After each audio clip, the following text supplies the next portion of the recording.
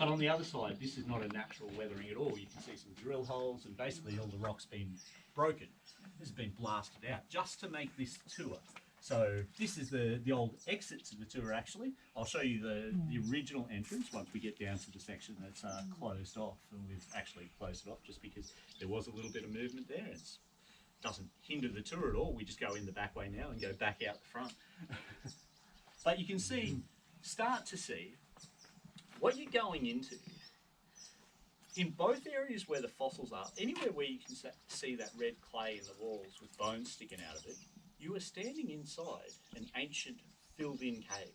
So there was a cave there originally, an opening in this limestone rock that's been filled in with sediment, probably flowed in as a slurry of wet red clay with bone, picking up bones from higher up and just carrying them down. The amount of bone inside this is really quite unusual, particularly for Australian deposits. But it's a very confusing site for paleontologists for that reason. All the bones have been reworked, flushed down and redeposited again. So aging them in terms of stratigraphy is a little more challenging than what it is at a lot of sites. So a long history though, we think. If you walk into any low points, they will help you. But from where you are, you can already see a couple of the ways that we've basically secured any small falling pieces that might come down. If you look behind us here, I'll get you to stop at the front of the line. We've gone too far already. We're only meant to go to that third light.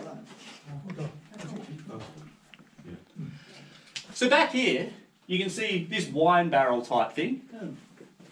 Logs up here, or the planks up here, just stopping little pieces from falling down. The netting above your head, which I associate with cricket nets, it's being used for the same reason. It's just to stop any small pieces that dislodge from actually coming down. Your helmets are doing exactly the same thing. The pins holding that back can hold back tons of material on each one, but they're not holding up the roof. The roof is holding itself up and they're just stopping any little pieces that might be dislodged. I'm going to get in front of you and I'll show you some of these openings that are filled with clay that I was just mentioning. Show you a smaller example first.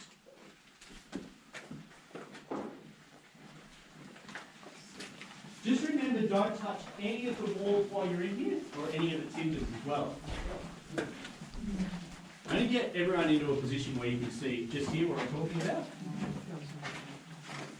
You can see the grey rock and you can see the red clay. The grey rock is stone. So where the red clay is, that is a gap in the rock that has been filled in.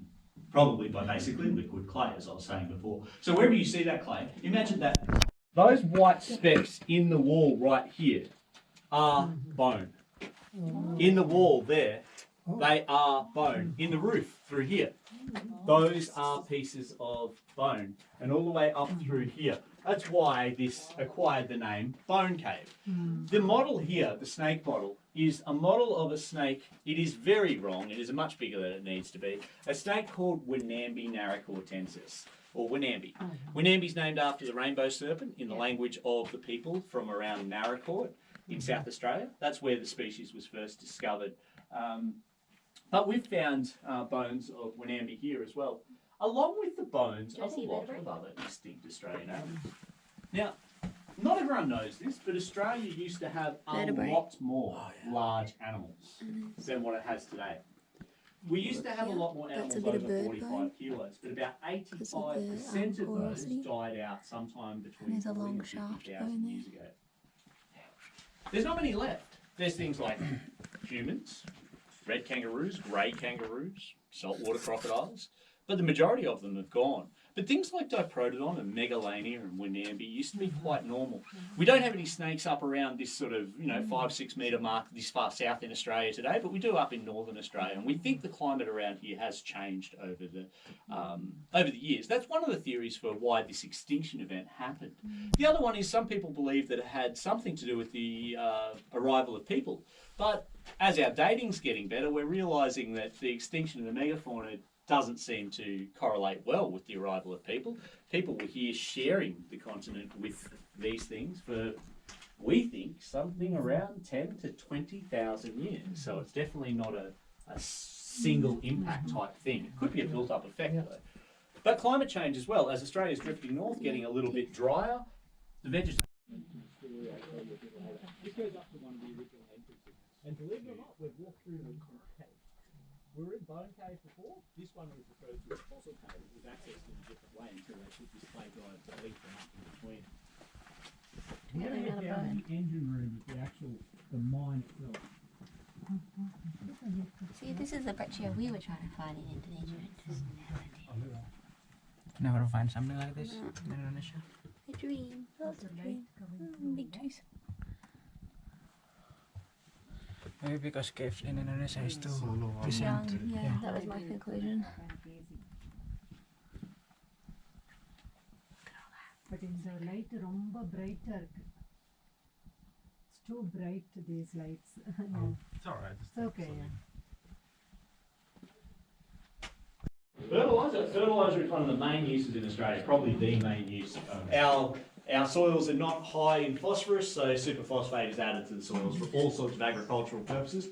Traditionally, Australia has, hate to admit it, but traditionally we strip mine a few islands out in the ocean. We just pay the government and take all their soil off them and ship it back to Australia and put it on the fields, basically. Anyone know what the source of that phosphate is? Why do we strip mine islands in the middle of the ocean? I think it's the bird droppings. It is correct. Bird droppings. So basically guano, seabird waste in this case. But here we didn't have a lot of seabirds at Wellington in the time these caves were operating. Anyone want to speculate what the source of our phosphate is?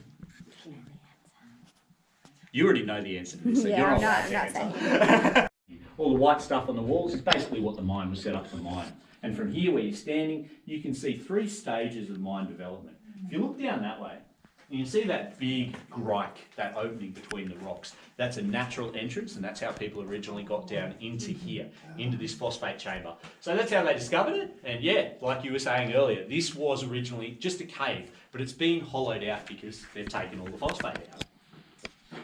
You can imagine it was probably going to be a pain in the butt to get, barrels of phosphate up the Grand Canyon. So they didn't do it that way. What they did was they made a hole in the roof just above here. If you're going to look up, hold your hat, but you can see just above there, there's sunlight. And you can see just here, there's a hole. Once again, if you look down, hold your hat as well. This hole in the ground was used for a counterweight sink.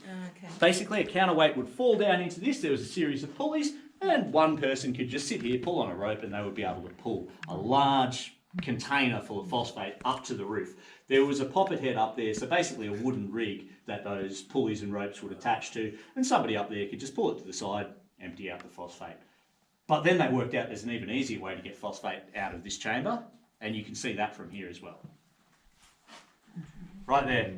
Imagine laying train tracks from where we are to that. It's actually a downhill slope, so all you've got to do is give it a nudge and rolls all the way out on its own. So it's even easier than pulling it up through the roof.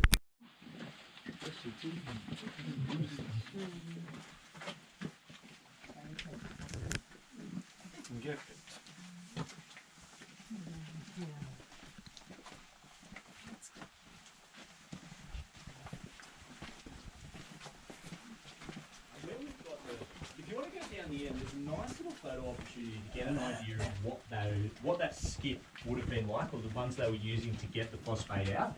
We've reset one up down there. It wasn't originally from this mine, but it is contemporary. So we got it from a mine that was operational at the same time as this one.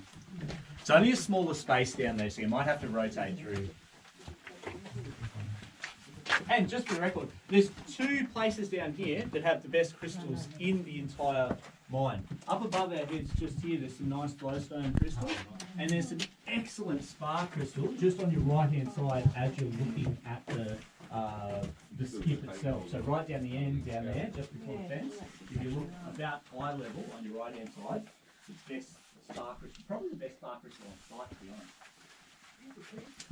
That is crystal. So that is all flowstone stuff. Well, there is still a little cave problem. It is one of our public caves. It's just not open at the moment. It's a lot smaller. Yeah. But it also has issues with the CO2 levels. Yeah. So I think the plan is to open it after school holidays when it's a bit quieter. And see how we go with the Minimal numbers. But in that cave, there's a lot more crystal than what's in here.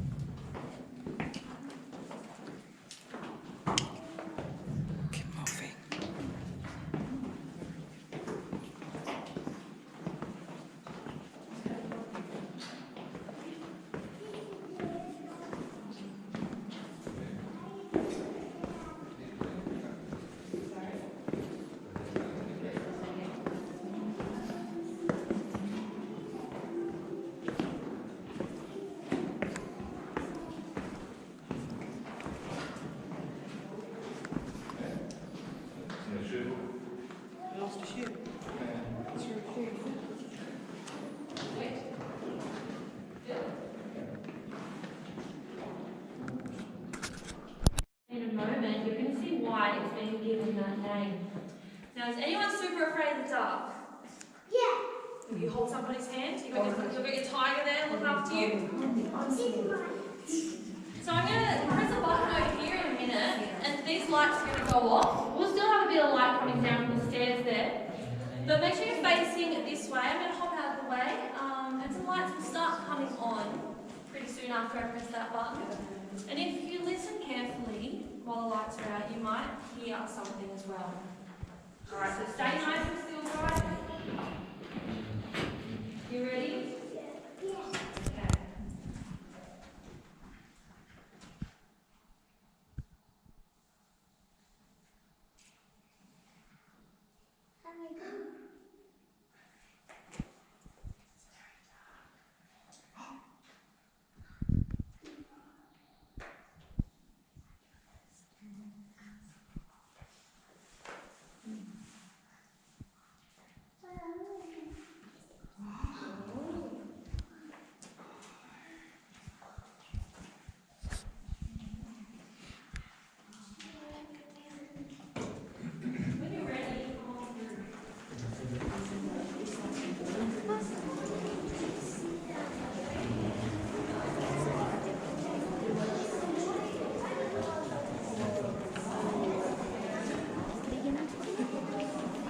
Small village.